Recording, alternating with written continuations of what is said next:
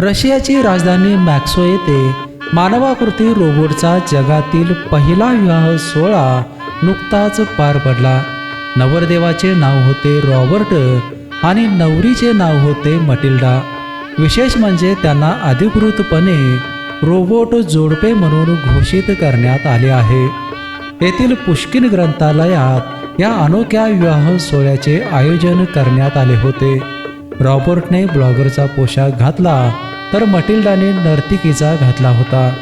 एआयने तयार केलेल्या संवादाचा वापर करून दोघांनीही विवाहाच्या शपथा घेत एकमेकांना वचने दिली. अंगठ्याऐवजी एका रोबोट कुत्र्याने आणलेल्या ब्रेसलेटची देवाणघेवाण करण्यात आली. त्यानंतर सूत्रसंचालकाने त्यांना रोबोट पती पत्नी म्हणून घोषित केले. उपस्थित वऱ्हाडी मंडळींनी देखील या दोघांच्या संसाराला शुभेच्छा दिल्या. मानवाकृती रोबोटचा हा विवाह जरी कायदेशीररित्या वैध नसला तरी कृत्रिम बुद्धिमत्ता आणि प्रगत रोबोटिक तंत्रज्ञानाबद्दल लोकांची आवड निर्माण करण्याकरिता या अनोख्या सोहळ्याचे आयोजन करण्यात आले होते. BPN ब्युरो न्यूजसाठी विजय यशपुत्र.